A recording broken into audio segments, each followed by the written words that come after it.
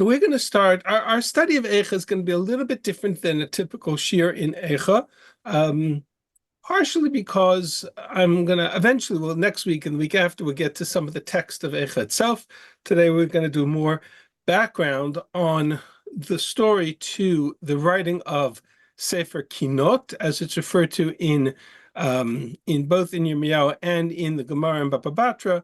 Gemara says that Yirmiyahu katav sifro v'sefer malachim v'kinot. That Yirmiyahu wrote his book, which is the book of Yirmiyahu, book of Kings, and he wrote lamentations or kinot. We're going to talk in a moment about what lamentations are. But this, so our goal for today is a little bit of background as to what it means to write a book of lamentations. Why was that on Yirmiyahu's agenda altogether? Where did it come from? What references do we have in the Sefer Yirmiyahu to the fact that he wrote such a book? If this book or a reference to other books like it, and we'll see its connection and its context. And so today's shir is going to touch a little bit on the Megillah itself, but eventually. But for now, I really want to talk a little bit about background. What is it to me? What does it mean to write a book of Kinot? When we refer to Kinot, we typically refer to the poetry that we read on Tisha B'Av night or Tisha B'Av morning. We refer to them as Kinot, and they're in addition to the Megillah of Eichah. We read Eichah, and then we read Kinot. But in the Gemara, that's not the way it's described. The Gemara, in the context of Tanakh, we don't have other books, other poetry that was written as Kinot. We have the book of Eichah, called so because of the opening statement, Eichah Yeshva Badad. In fact, each of the main chapters begins with the word Eichah. Chapter 2 begins with Eichah. Chapter 4 begins with Eichah. So there is, so it's called Sefer Eichah or Megillat Eichah. And yet the Gemara refers to it as the book of Kinot, the book of lamentations. It's true, it's clear that Yirmiyahu wrote many Kinot. He wrote many lamentations, in a sense, in terms of what the classic reference to lamentations are. A kind of lament, a kind of a tearful poetry or text designed to evoke tears. Specifically, the concept of a mekonen or kina has to do with crying, with shedding tears. We find in, for example, the Haftorah that we read on Tisha B'Av itself, which is the end of Perek Chet and the beginning of Perek Tet of Yirmiyahu, is the Haftorah that we read on Tisha B'Av. And actually, I'm going to pull that up in a better format, if you don't mind. It's here on the source page, but I'm going to pull it up in my Ala Torah. In Yirmiyahu Perek Chet, we start with we read this on Tisha B'Av as the Haftarah, and we read it in the tune of Eichah, Asof Asifem Ne'um Hashem, I will consume them, says God. And in this lament, he refers to at the end, in Perek Tet, Al Heharim Esa B'chi V'nehi. Over the mountains, I will take up a weeping and a wailing. Ve'al Na'ot Midbar Kina. And for the pastures of the wilderness, I will take up a lament, a kina. Kinitztu mibli ish over, because they are burnt, so none passes by. V'lo shamu kol mikneh, there's no grazing, there's no fields, can't hear the voice of livestock, everything is destroyed. Mi'of shamayim v'ad beima nadadu alachu, all the animals, the sky and the livestock are all gone. Benatati Yerushalayim legalim ma'on tanim, I will make Yerushalayim heaps, a dwelling place for jackals. Ve'etarei Yehuda ten shmama, the cities of Judah I will make desolation. And he continues in such a vein. He talks about Bechi's tears. If you take a look a little bit further down in Pasuk Tet Zayin, and this is all part of the Haftorah we read on Tisha B'Av. Karma Hashem tzvaot hitbonenu v'kir'u lamekonenot utvoena. Call, consider the mourning of the women, the cry, the lament of the women. And Send for the skillful women that they may come. Utabeherna v'tisena alenu nehi. Let them make haste and take up a wailing, a crying. V'teradna enenu dim'ah. That our eyes will run with tears. V'yafapenu yizlumayim. And our tears will gush with waters. Kikol nehi. There's that word again. Voice of wailing is heard in Zion. How we were ruined. Pasuk Yud Tet. Kishemana nashim dvar Hashem. The word of God has been heard by the women. Vatikach osnechem dvar piv. They take up a word of mouth. Belamedna benotechem nehi v'ishar uta kina. And teach the daughters wailing, and every neighbor her lament or kina. There's several references to kina and bechi and water and tears in this passage. And again, it's a reference to the concept that Yirmiyahu itself, the book of Yirmiyahu, has within it a series of places where he talks about kina meaning Kinot or lamentations, or mikonenot. And it was in fact, and you see it from the text here, the role of the women to professional women, professional eulogizers, professional wailers. There's a reference in the Mishnah in Moed, I'll show you in a moment, that talks about that role in a classic sense of funerals that they had in any funeral, where you had women whose job it was to offer lament and eulogy and tears, and that which would evoke the tears and the crying of the tzibur, of the gathering of the people who are listening. And that is the concept of the mekonunot, or the kina. In Tanakh, very often you have this role taken on by the women. You have in Shoftim Perek Yud Aleph a reference, for example, by the daughter of Yiftach. Every year, miyamim yamima tilachna benot Yisrael letanot lebat Yiftach. The daughters of Israel would go to lament the daughter of Yiftach 4 days a year. Why was it specifically the role of the women to offer these kinot? I suspect because typically they were offered after major battles, after wars, after a time when their husbands were off in the fields and off in the battle, and they were the widows, and so they were the ones who were offering these words of tears and lamentations. Says the Gemara, Yirmiyahu wrote into the book of Yirmiyahu, as well as the book of Malachim, but also a separate book we refer to it as Eichah, referred to as the book of Kinot. And I really want to start with that reference to what is this book of Kinot that Yirmiyahu wrote, and why did he write it? And that's really the key to today's discussion. I shared with you, I mentioned before, this Mishnah in Moed that also talks about this role of specific roles of different kinds of eulogies that took place in public funerals, what was permissible and what was not permissible on holidays, for example, Rosh Chodesh, Chanukah, Purim. You could have ma'anot are those who answer or who wail, mittapchot are those who clap. There was a kind of a musical, almost tenor to the wailing of Kinot. Avalom kononot, you could not invoke tears on those days because they were holidays, and so you have this a reference there too to the Mekononot. The Gemara asks the Mishnah asks the question, what is kina? And the Gemara says, kina she'achat medaberet v'kulan onot achareha. A kina was a kind of a refrain, a kind of a back and forth, where one would speak and everybody would repeat the refrain, and they would repeat the sentence or the sentiment that was reflected in that moment of lamentation. As it says in here again, the Mishnah quotes the pasuk that I just shared with you in Yirmiyahu Perek Tet, which is the Haftarah of Tisha B'Av, "V'lamedna b'notechem nehi," to teach the daughters the wailing, the tears, v'isharu takina, and every woman teaching her neighbor these laments or these cries or these tears or these lamentations. That Yirmiyahu himself wrote Kinot is clear in Sefer Yirmiyahu as well.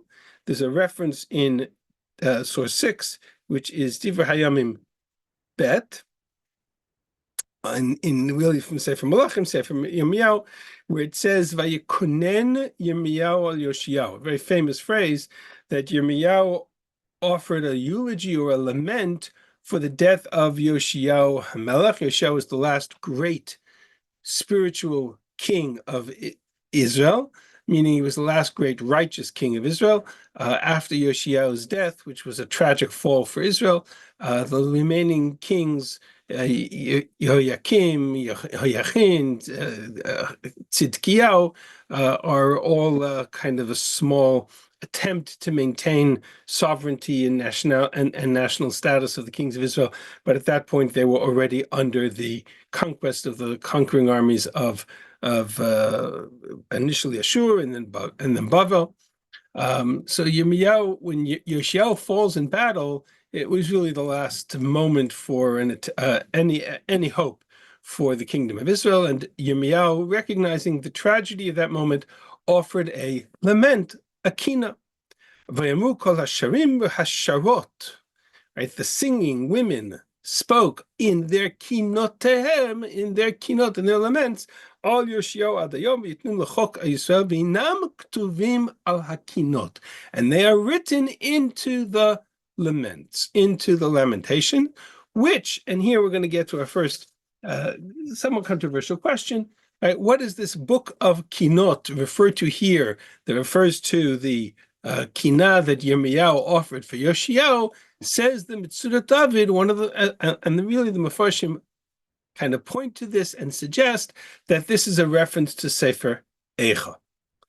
Now, not today, because it's not our subject, but either next week or the week after, I'll address the one place in Sefer Eichah where there is some discussion as to whether or not that's a reference to Yoshiyahu or not.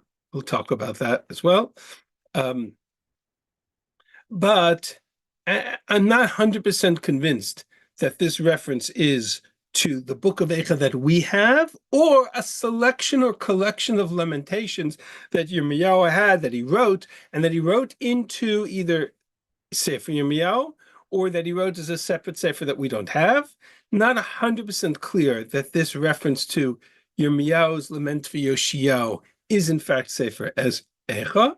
Nonetheless, the notion that Yirmiyahu wrote lamentations, and that those lamentations we have in the form of Megillat Eichah, we see already referenced in places in Yirmiyahu, places in Tanakh. It was certainly within Yirmiyahu, who lived through the Churban, who lived through the experience, and certainly within his frame of reference, not just to record the story and the history, but to in fact write it down as in a book of lamentations, in the book of Kinot, which in the format we have today is Megillat Eichah. That having been said, there is a much more direct reference to Eichah per se, or our text of Eichah, and that appears in the Gemara in Moed Katan. So far, everybody with me? And you see where I'm trying to do. I'm trying to trace a little bit of the history, the background to the idea that Yirmiyahu wrote a book of lamentations, not just a book of history in Sefer Malachim, and not just a book of Nevuah in Yirmiyahu, but also actually a book book of Kinot, which we refer to as Eichah. And I want to draw our attention to this story as it appears in the Gemara in Moed Katan. So to understand this story first, I want to take us, at least we should be able to say that we learned a little bit of Eichah itself. So I want to take us into the first 5 verses of Megillat Eichah. So Eichah Perek Aleph, this is not on the source page. Whole chapters of Tanakh I did not put on the source page. Almost all the chapters that I quote usually are from this website called Al HaTorah, and easily accessible. I'm going to share them with you here. So the first 5 psukim in Eichah will become the subject of this discussion in the Gemara. Eichah yeshva bada da'ir bati'am. How is it that the city that was once filled with people now sits alone, lonely? Hayta kalmana, like a widow. Rabati bagoyim, a great city, a prince amongst nations. Sarati bamdinot, prince amongst the provinces, Haitalamas, has become a source of tax and forced tribute to other nations. V'chotiv kebalayla, she weeps at night, v'dimatal lechiyah, with tears on her cheeks. Ein la menachem mikol ohaveh, she has none to comfort her from amongst all that loved her, that partnered with her. Kol re'eha bagduva, her friends betrayed her. Hayula lo'evim, became her enemies. Galta Yehuda mi'oni u'mirov avodah. Yehuda was exiled from its own affliction, by its servitude. He yashva b'goyim lamatzam noach, dwelt amongst the nations, could not find peace, respite, rest. Kol rodfea yisegur ben hamtzarim, those who pursued her overtook her between the times of distress, or the men hamtzarim. The ways of Zion are mournful. There's none to come in the pilgrim festivals to Yerushalayim. The roads of Zion are lonely. Kol sharei shomemin, her gates are desolate. Kohen enachim, her priests are sighing. Betuloten nugot v'himarla, she grieves, her virgins grieve, and she is bitter for it. Hayut sareha lerosh, her foes have become leaders. Oiveha shalu, her enemies are at peace. Ki Hashem hoga al rov pshe'ah, for God has caused her grief because of her many crimes. Olalea ochu shevi lifnei tzar, and her children who have gone into captivity before the foe. Those are the first 5 verses of Eichah. We'll see what the Gemara does with them in a moment. I will already tell you next week, our subject for next week's shir is the major theme of chapter 1, which is Yerushalayim's loneliness. Yirmiyahu's description of the loneliness of Yerushalayim, the loneliness of Zion, and why that's such a major theme, even before chapter 2, which describes the Churban itself. That we'll address next week. But for now, our purpose is to look at these opening 5 verses and the following story. So Gemara tells us the following story. First of all, it's based on the halacha. The context of the Gemara here is Sefer Torah shenisraf. What do you do with the Sefer Torah? That from where do we derive the halacha that when a Sefer Torah is destroyed, one must tear kriya? When a Sefer Torah that's burnt, one must tear kriya. What is the source of that halacha? That's the context of this Gemara. Nothing to do with Eichah, nothing to do with Yirmiyahu. Just that's the question of the Gemara. And the Gemara's answer is from a story in Yirmiyahu, Perek Lamed Vav. That's the chapter we're about to read in its entirety in a moment. Pasuk says, "Vahi kekro Yehudi shalosh tlatot ve'arba ve'ikre betar hasofer ve'ashlech al ha'esh asher al ha'ach." When Yehudi, who is a person mentioned in Sefer Yirmiyahu, read 3 or 4 leaves of whatever this book was that he was reading, he would hear it, read it, cut it out with a knife, cast it into the fire, and until the entire scroll was consumed. That's the pasuk. I'll show you that pasuk in its context in a moment. Gemara asks, "Mai shalosh tlatot ve'arba." What does it mean until when Yehudi read 3 or 4 leaves or doors or pages? What does it mean? Says the Gemara. Here's the story. Amru leila Yehoyakim. King Yehoyakim is the major focus of this chapter. And in this chapter, Yehoyakim is sitting by the fire. It's in the middle of Chodesh Kislev. It's in the middle of the wintertime. And they are reading him a text that Yirmiyahu had written. Again, all of this will become clear in a moment as we read the chapter, but that's the story. They were reading to the king a book that Yirmiyahu had written. Katav Yirmiyahu Sefer Kinot. And they said to him, Yirmiyahu has written a book of lamentations. Amru, so he said, Yehoyakim said to them, Makativ Bey, what is it? What's written in him? What does this book of lamentations say? Oh, they said, the first verse says, Eichah yashva badad. How is it that this city dwells alone? To which Yehoyakim said, Amalahu, what are you talking about? Ana Malka, I'm the king. It's not alone. I'm the king. I'm sitting here. I have an entire entourage. I have an entire kingdom. This is worthless gibberish. So he tore it up. Well, I actually didn't tear it up yet. Amalei, he said, next verse, Bachot tifke balayla. Verse says, they cry at night. To which Yehoyakim answered, what are you talking about? I'm not crying, I'm a Malka, I'm the king. Next verse, Tayu Damioni. Israel was exiled, Judah was exiled because of her iniquity. To which Yehoyakim said, I'm a Malka, but I am the king. Darkei Tzion avelot. The ways of Zion are lonely, mournful. To which the king said, wait a second, I'm the Malka. And the king is not bothered by this. He just dismisses it. It's all nonsense. It's all gibberish. You understand there's an anachronism here. Megillat Eichah is talking about Yerushalayim after the Churban. Yehoyakim is 20 years before the Churban. So Yehoyakim is sitting there. It's actually the fourth year of Yehoyakim. So let's assume for the moment it's about 15 years before the Churban. But Yehoyakim is sitting there saying, what are you talking about? I'm at the top of my game. I'm running the kingdom here.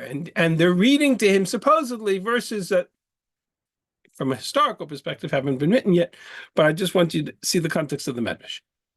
So which the Gemara then says, the next verse, verse 5, Hayut Sareha L'Rosh. Her adversaries have become the chief. And that's a direct threat to the authority and the sovereignty of the king of Israel. To which Yirmiyahu gets very angry. Amalu, and he says to them, Man Amra, who says this? Or why is this the case? And the rest of the verses then read, Ki Hashem hogal rob she'eha, for God has afflicted her for all of her transgressions. Immediately Yehoyakim gets up, Kadar kol azkarot shaba, cut out all the names of God from this book, usrafan be'ish, and threw it into the fire. And therefore, Hainu Dechtiv, that's why it says in that chapter, in chapter 36, which we're about to look at, V'lo pachadu v'lo karut bigdehem, and they were not afraid, nor did they rent their garments. Meaning that they did that which was the opposite of what they were supposed to do. If you have a Sefer Torah, if you have a book of God's name, and it is thrown into the fire, you need to tear kriya. That's how this sugya in the Gemara started. Michlal debo lemikveh, they should have torn kriya. They should have torn the garments because God's name has now been thrown into the fire.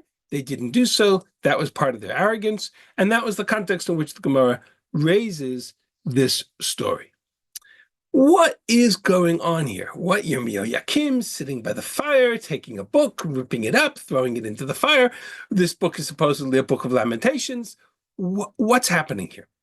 And so to really understand, and I've shared with you in the past, a sense that very often we tend to look at midrashim anachronistically because we take them at face value. But when you start to peel away the background to many of these midrashim, they're actually based on very powerful stories in Tanakh itself. And that's where our story is going to take us from here to this chapter, this mysterious chapter, which I think it lies at the key to understanding the background to Megillat Eichah, or to Sefer Eichah. And the reference specifically to the writing of this text appears in two places. One in Yirmiyahu Perek Memhe, which is the following: Adavar shediber Yirmiyahu Hanavi El Baruch ben Neriah, the words that Yirmiyahu spoke to Baruch ben Neriah. Baruch ben Neriah was Yirmiyahu's scribe. So now we're going to start to talk about names of people in Yirmiyahu's court, in Yirmiyahu's time. Very important for us. Yirmiyahu lives through the Churban. Yirmiyahu has a very tumultuous life. The book of Yirmiyahu is really a fascinating study into itself. His scribe is a man by the name of Baruch ben Neriah. Bekotvo et hadvarim ha'ela al sefer mipi Yirmiyahu, who wrote these words in a book, dictated by Yirmiyahu. B'shana ha'revi'it li Yehoyakim ben Yoshiyahu melech Yehuda, the fourth year of Yehoyakim. So says the Mitzvah David, that's this reference in Yirmiyahu Memhe is exactly a reference to Megillat Eichah, Be'Eichah Katav Megillat Eichah, and quotes the whole story that we just saw above, and leads us back to this chapter 36 of Yirmiyahu. So all roads lead back to the question of What did Yirmiyahu write in chapter 36 of Yirmiyahu? Was it Eichah? In the 4th year of Yehoyakim, it's hard to imagine that he's writing about the Churban. It hasn't happened yet. So what is he writing? And why is he writing it? And why is Yehoyakim ripping it up? And what's the connection to Megillat Eichah? Does everybody understand the question? All this background into this question, this mysterious parak, Lamed Vav, that's where we are going to read now. So I'm going to open up Yirmiyahu parak Lamed Vav, and we're going to read this whole chapter. This chapter, I believe, is one of the most really sort of foundational in terms of understanding Yirmiyahu and understanding what the Megillah of Eichah, if it's not referenced directly, but at least in concept, what it's about. Yehoyakim ben Yoshiyahu melech Yehuda. 4th year of Yehoyakim ben Yoshiyahu, king of Yehuda. This is the prophecy that came to Yirmiyahu, the word instructions. So before we get into the instructions, 4th year of Yehoyakim, if any of you were with us when we studied Sefer Daniel, we talked about the chronology here at length. What's significant about the 4th year of Yehoyakim?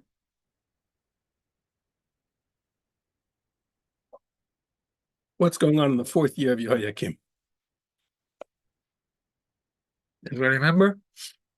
The 4th year of Yehoyakim is the year in which Nebuchadnezzar is victorious over Egypt in the Battle of Carchemish. It is attributed to the moment in which the Babylonian Empire appears on the scene and now claims dominion over the entire region, including the land of Israel. So Yehoyakim, who had been loyal to Egypt in the first 3 years, now finds himself challenged by the authority of Nebuchadnezzar, and he's going to begin to plan a rebellion against Nebuchadnezzar. Yirmiyahu comes to him many times and he says to him, don't rebel. You need to subject yourself to the servitude of Nebuchadnezzar. This is by God's decree. This is the turning point. The 4th year of Yehoyakim is the turning point.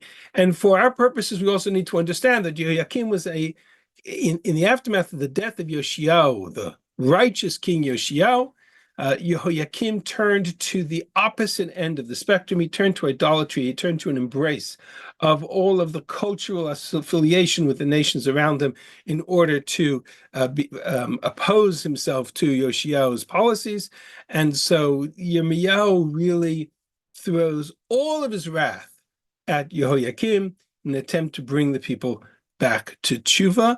It all starts here. And this is the tumultuous moment in which Nebuchadnezzar comes to power. You can see there's actually references in external writings as well that Nebuchadnezzar came to Israel, conquered and destroyed the city of Ashkelon at that time. And we'll see references to a great fasting and a great lamenting and really seeing the tragedy of Nebuchadnezzar's armies marching on Israel. This is that turning point or that moment. And God comes to Yirmiyahu and he gives him an instruction. Kach lecha Megillat Sefer. Take a scroll.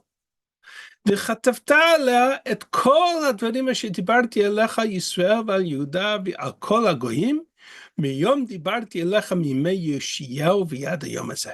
I want you to write everything down. I want you to take all your nevuot and everything that you have said from the days of Yoshiyahu up until this moment.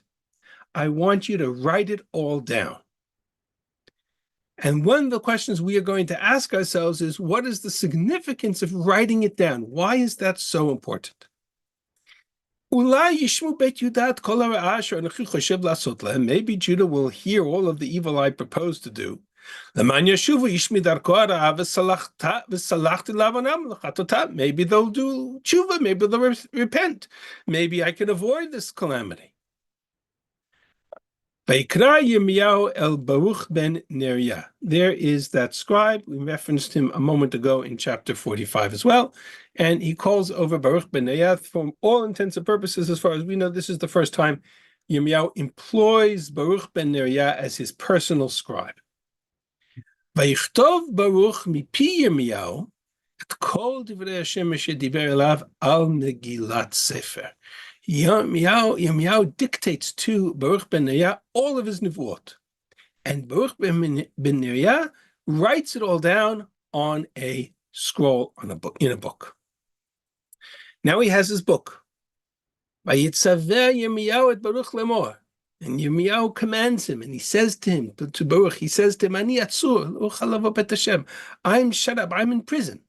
Yirmiyahu spent most of his days of Yehoyakim in prison because Yehoyakim persecuted him. Therefore, Vata ata, you go. V'karata b'megillah shekatavta mipi et divrei Hashem b'oznei ha'am. I want you to publicly read this document. Where? Bet Hashem, in the temple. B'yom tzom, on the day of fasting. Now, we are in the month of Kislev, as we'll see in a moment. There's no fast in the month of Kislev, so most Mefarshim point to the time of fifth year of Yehoyakim. There was a great Batzaret, there was a great famine, the conquering armies of Nebuchadnezzar. Possibly after the fall of Ashkelon, the people are gathered together in a day of fasting and in a day of prayer and the day of supplication. And it's at that moment where the people are vulnerable and the people are open to a possible change in course. And all the people of Judah are coming to the temple for this fast, for this prayer. I want you to read them this book. Maybe they will lament. Maybe they will repent. They'll hear their supplication and they will repent. God's anger is great. And so that's what Baruch does. He takes the Sefer and he comes to the temple and he's going to read it in the presence of the entire people. So, of course, the big question is what exactly is in this Sefer and why is it so dramatic? But that is the context of this story. 5th year, 9th month. So 5th year is the year of Nebuchadnezzar's conquest of Ashkelon. 9th month is the month of Kislev. A great fasting, a day of fast was declared. Again, unclear, and from other references, why and when, but we can put those pieces together. And all the people came to Yerushalayim. And in that moment, Baruch ben Neriah gets up, and I'm going to read it through. I want you to pay attention. I'll chart it out for you afterwards, but I want to pay attention to the names of all the people who are listed here.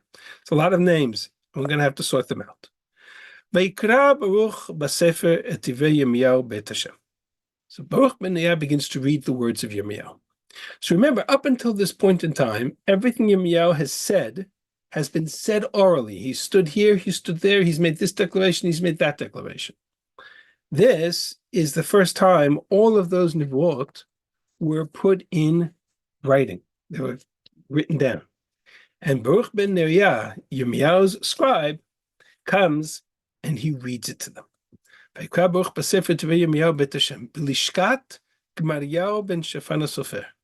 he does so in the chamber of Gemariyahu ben Shaphan, who is the king's scribe. So I have Baruch ben Neriah as the scribe of Yirmiyahu, and I have Gemariyahu ben Shaphan, who is the scribe of the king.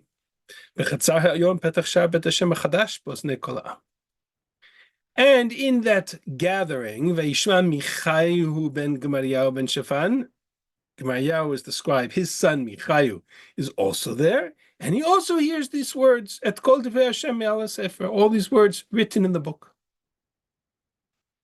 So he went down into the king's house, into the scribe's chamber. And he sees this great gathering of all of the princes, Elishama Sofer, Udlayahu ben Shmayahu, and Elnatan ben Achbor, and Gemariyahu ben Shaphan, and Tzidkiyahu ben Hananiyahu. All of these people, we have no idea who they are yet. Some of them we'll sort out in a moment. And they're all sitting there. And he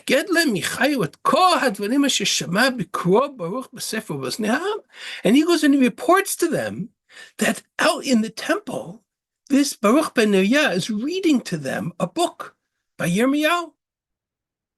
And it's causing a tumult. So they send for him. So all of these princes, they come and they call in Baruch ben Neriah. They send Yehudi ben Netanyahu ben Shlamyahu ben Kushi lemor ha-Megillah shekarata bo baznei ha'am. This Megillah that you read to the people, kachena biyadcha v'alech. Take it with you. V'kach Baruch ben Neriah Megillah biyado.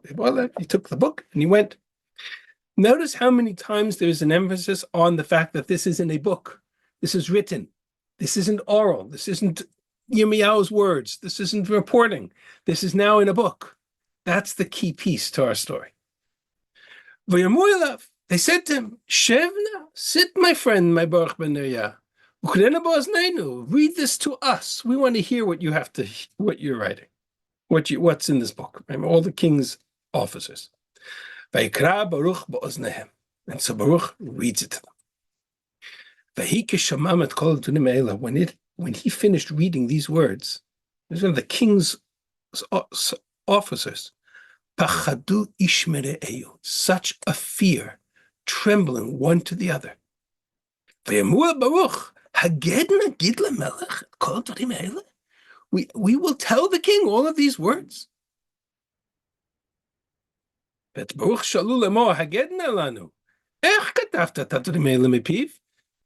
me, Baruch ben Neriah, how did you come to write all this down? Did you summarize it? Was it a kind of over the course of time? How did it come to be that you've written all this down? Baruch mipiv yikra elai kol hadvarim ha'eleh v'ani kotev al hasefer b'dio. He read these words to me, and I wrote them down in a book with ink. What's the meaning of that sentence? They asked him how it came to be, and he says, he read it, and I wrote it. What does that mean?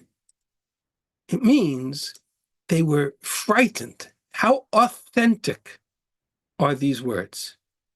And his answer was, he dictated them to me word by word, and I wrote down exactly what he said. And we've taken these nivuot, and we've now committed them to writing. The result was, they said to him, we're going to go and we're going to report this to the king, but I got my advice to you, Baruch ben Neriah, and to your master Yirmiyahu, is that you disappear. Because the moment the king hears this book, no prediction as to what his wrath is, where his wrath is going to take him. So then they went, all of these officers were there, and they came to the king in his court. And they took the book, the scroll, and they put it in the chamber of the scribe. And they told the king what had happened. So if you remember this Gemara in Moed Katan, the Gemara said that at this moment, this story we're about to read, he's beginning to hear it, he's going to rip it up, he's going to throw it into the fire. This is about Megillat Eichah. Again, we're in the 4th year of Yehoyakim, or the 5th year of Yehoyakim. It's unlikely that Yirmiyahu has written Eichah that in the form that we have it, but a precursor or a prelude to Eichah, certainly some connection to Eichah, is alluded to in the Gemara. Vayishlach HaMelech et Yehudi. Yehudi is the name of that officer, Yehudi ben Netanyahu. Lekachet et HaMegillah, bring this scroll. V'yikachem al yishkat l'shema sofer v'yikre'eh Yehudi b'oznei HaMelech. And they begin to read it in the ears of the king. U'boznei kol hasadim omdim mi'al HaMelech, and all of the princes who stood there. V'hamelech yoshev bet hachoref b'chodesh hatshii. The king is sitting in the winter house in the 9th month. And there was a fire in the brazier before him. What's the significance of this text? This is a very powerful pasuk. Because remember, the people at this moment, where are the people? Kislev is the middle of the winter. The people are fasting. The people are in anguish. The people are fearful of Nebuchadnezzar's army. The people are, and where is the king? He's sitting in his winter home. He's sitting by a fire. He's warming his feet. And there's a fire in the brazier ach is like a portable fireplace. And the contrast between where the people are and where Yirmiyahu and where the king is at is very palpable.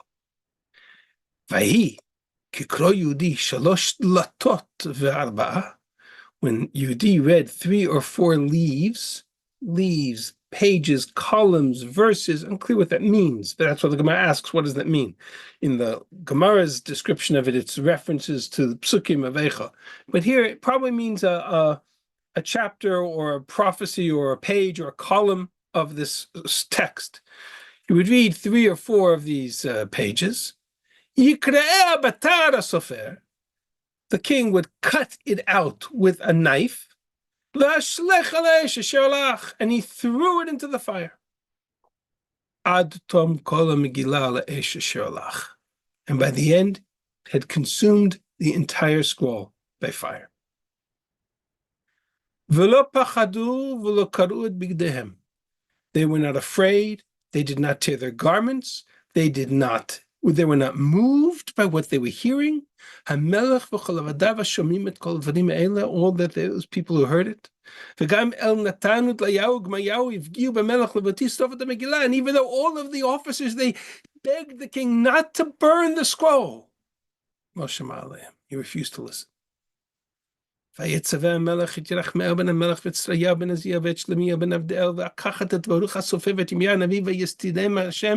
commanded all of his officers to go and to take Baruch ben Neriah and to take Yirmiyahu and to arrest them for treason. And God hid them. That was referenced earlier. In the meantime, and here comes the end of the story. This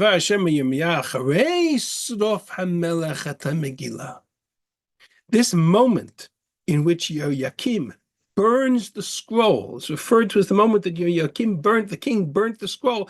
That's the turning point for Yirmiyahu and the turning point for Jewish history.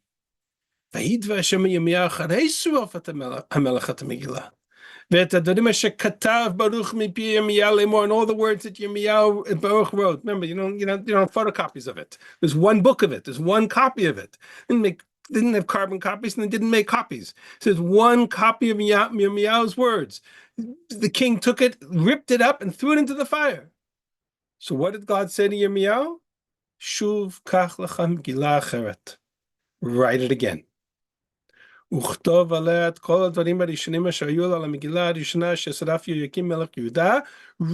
all the words that Yehoyakim threw into the fire. Write it down again. This time you're not going to give it to the king. He heard it, and he did with it what he did with it. And as for Yehoyakim, this is the turning point, the one-way street. You burnt this scroll, saying in your arrogance, because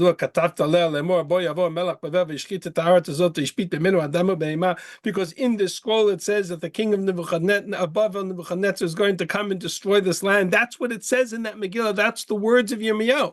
The Megillah contained all of the opening chapters of Sefer Yirmiyahu that talked about Melech Bavel. Lachen kamar Hashem al Yehoyakim melech Yehuda.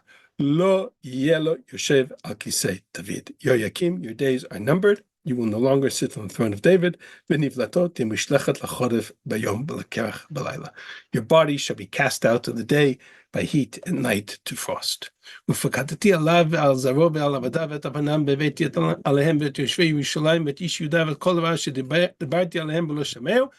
of these words, calamities that I described here, will now become, they're now sealed. They will now take place.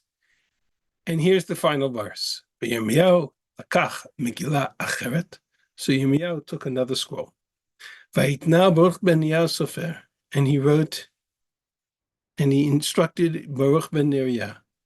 Vayichtov alem mipir Yirmiyahu kol divrei hasefer shesaraf Yehoyakim melech Yehuda be'esh. all the words that Yehoyakim destroyed, burnt in the fire, were rewritten. Ve'od nosaf aleihem dvarim rabim kahena, with additional words written on these, meaning there was an initial scribe that Yehoyakim ripped up and burnt, and now there is an additional set of words in this book that were added to them. How did we come from here to Eichah? This is about Yirmiyahu's prophecies. This is about the early prophecies of Yirmiyahu about Bava.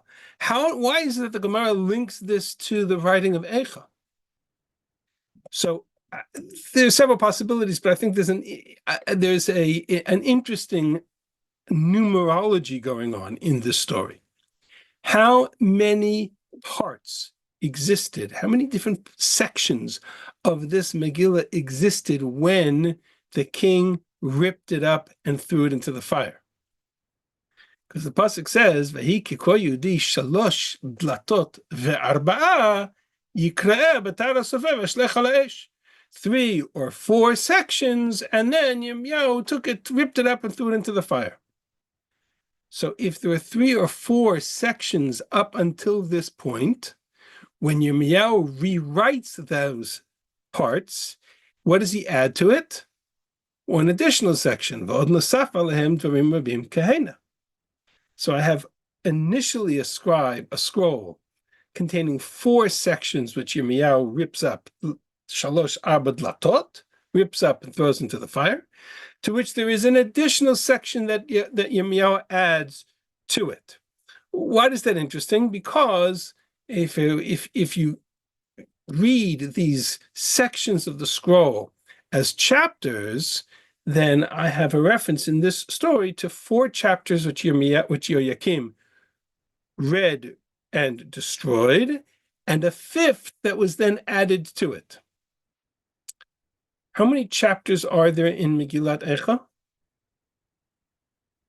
5. Right? There are 5 chapters to Megillat Eichah.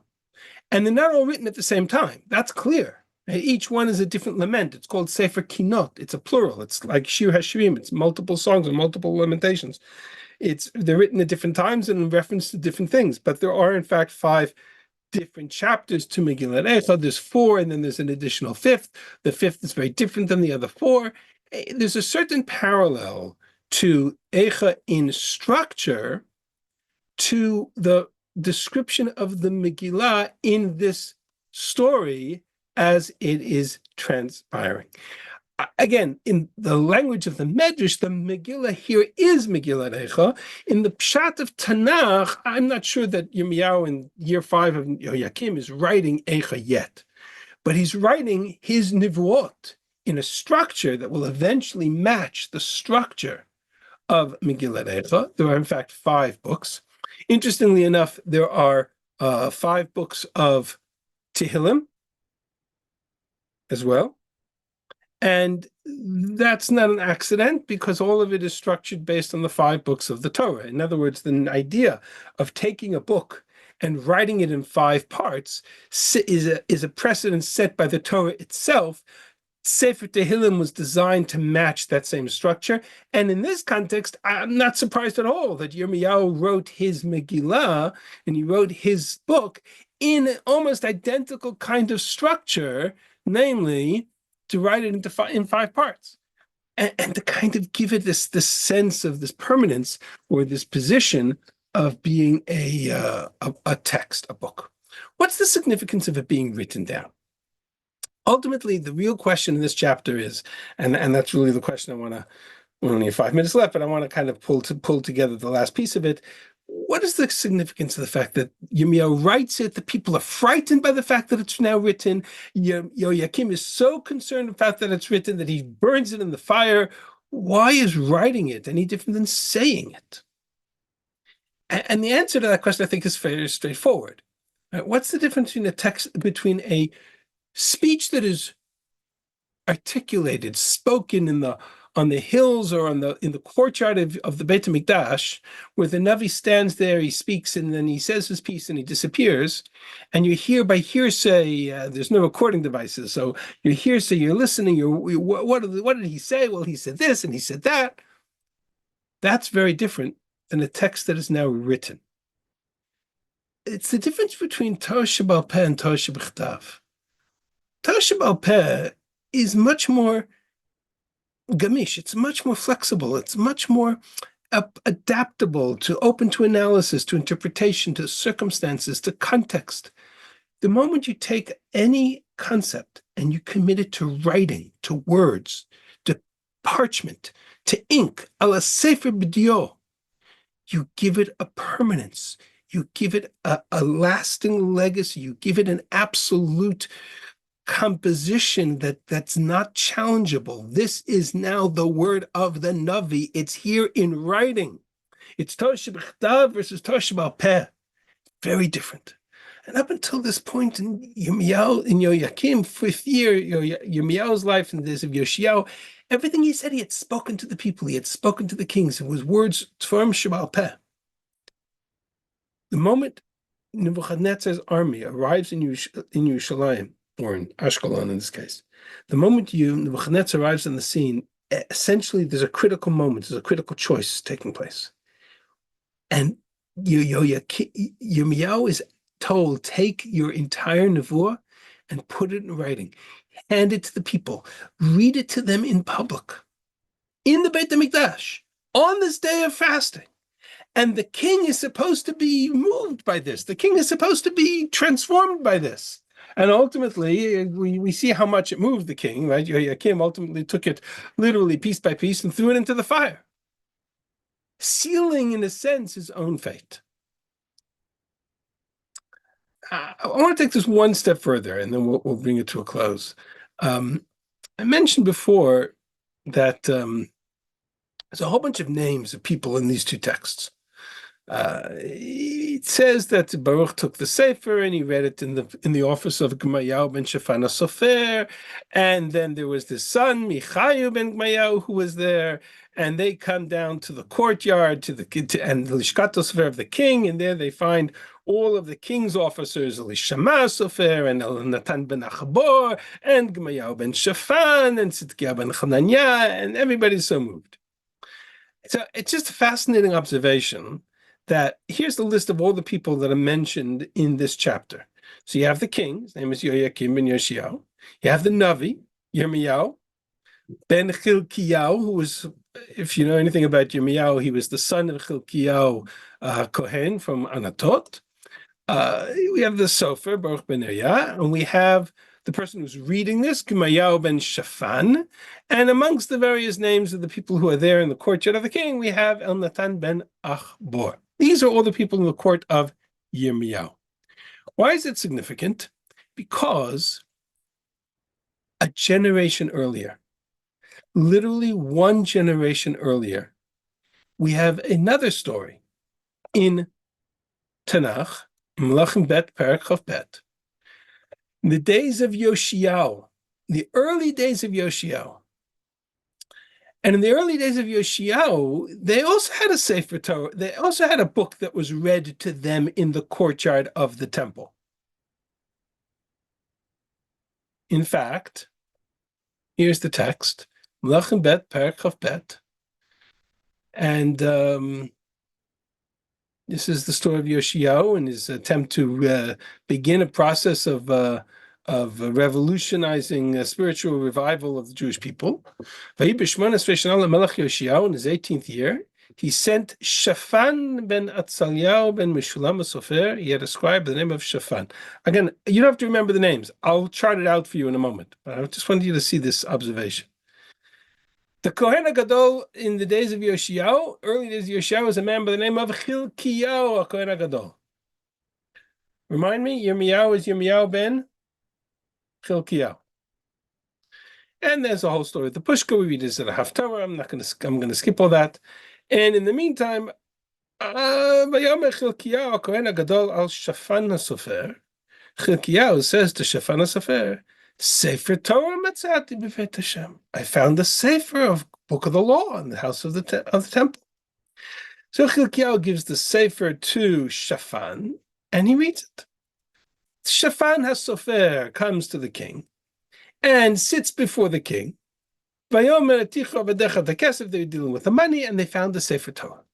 Vayagid Shaphan HaSofer l'melech Amor, sefer natan li Chilkiyahu Kohen. Chilkiyahu Kohen gave me a book. And here's what it says. And they open up the book and they read it. It's a very similar story, right? When the king heard the words of the Sefer Torah, Vayikra et begadav, he tore his clothes. Remember what the Gemara learned from Yirmiyahu, from Yehoyakim? We learned from Yehoyakim that if your Sefer Torah is destroyed, you have to tear your garments. Why? Because Yehoyakim heard the words of Yirmiyahu, ripped it up, threw it into the fire, and did not tear his clothes, says the text. His father, Yoshiyahu, heard the words of the Sefer Torah, Vayikrat begadav, and he tore his clothes. Vayitzav HaMelech et Chilkiyahu Kohen, ואת אחיקם בן שפן, ואת אחבור בן מיכאיהו, ואת שפן הסופר, ואת עשיה ואת המלך, and all of these people, he commanded them, saying, לכו דרשו את השם בעדי ועד העם, go find a Navi, go find the meaning of these words. They go to the Navi, Vayelech Chilkiyahu Kohen, v'achikam b'achbor, v'shafan v'asiyah el Chuldan Navi. All of these people go to Chuldan Navi, and she instructs them. Again, this is the generation before Yirmiyahu. Why is all this significant? So here's the story. Here are the names of the people in Yoshiyahu's court. The King Yoshiyahu, Chilkiyahu is the Kohen, Shaphan is the Sofer, Achbor is one of the people in his court, and they are literally the parents of all the people in Yehoyakim's court. We're dealing with one generation later. The names repeat themselves. Here I have Natan ben Achbor, and by Chizkiyahu and by Yoshiyahu I have Achbor. In Yehoyakim's case I have Yirmiyahu ben Shaphan, and in Yoshiyahu's case I have Shaphan HaSofer. Right? The names repeat themselves. Whereas in the case of Yehoyakim, when he heard 3 or 4 passages of this Megillah, he took a knife and he ripped it up, and he threw it into the fire. And he did not tear their garments, and they did not fear God.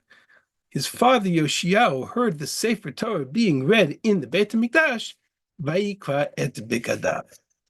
Why is that significant? Because it helps understand, and with this I'm going to stop sharing for a moment, it helps us understand why Yirmiyahu wrote it down. Why did he write a sefer?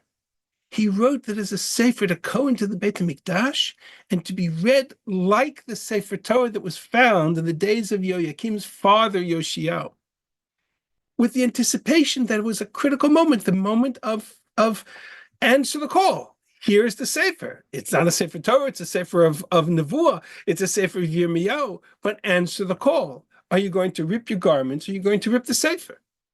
And to put Yehoyakim to the test of his father's experience, Yirmiyahu writes the entire text down, sends it to Yehoyakim, and Yehoyakim takes it, and instead of tearing his garments like his father did, he tears the Megillah and throws it into the fire.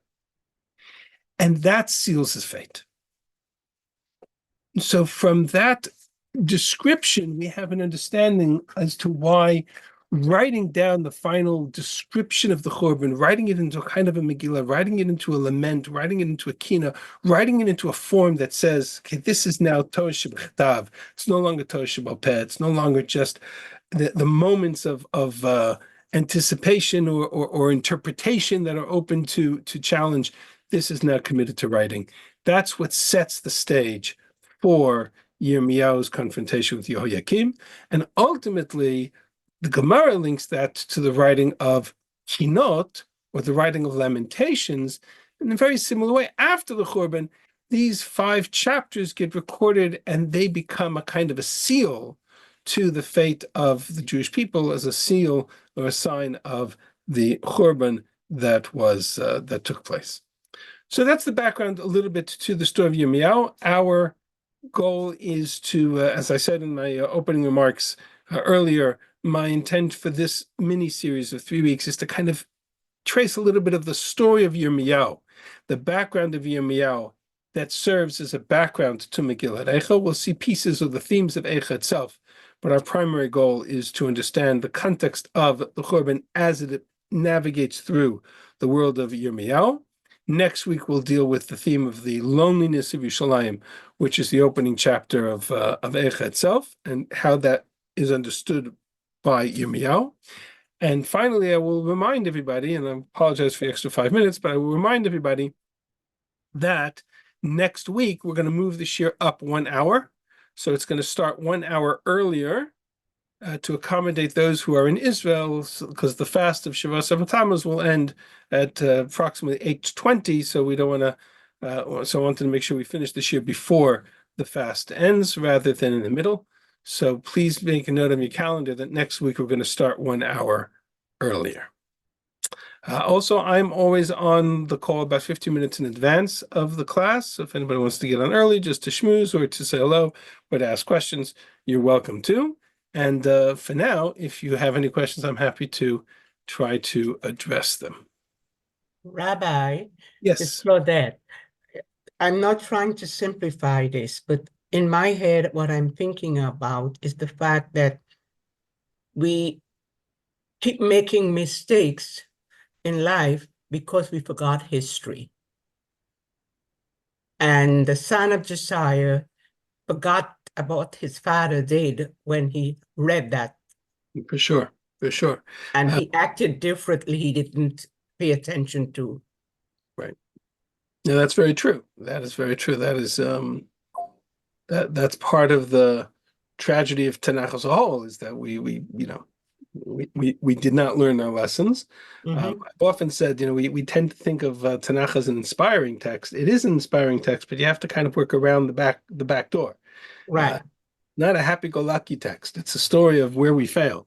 So where we failed was in not learning the lessons of history, and so that's ultimately the challenge to us, is to learn those lessons. But that's a different context. Thank you, Rabbi. Thank you so much. I would like to underscore what Claudette said. What was the history? Yoshiyahu, how did he die? Yirmiyahu said, don't go out to Megiddo and confront Paro Necho. And Yoshiyahu didn't listen. Right. And that's how he died. Correct. Yep. 100%. The lesson for today's time, we should pay attention to our past. Yes. I try to leave the application and the interpretations to people's own personal insights. My goal is to try to teach the text, but you're both 100% correct. All right. With that, Thank you very much. Thank you, Rabbi. Thank you so much. My pleasure. I hope you found it helpful, and we will see you on Bezrat Hashem next week, 1 hour earlier. Thank you. Thank you. Thank you. Thank you so much. Shkol.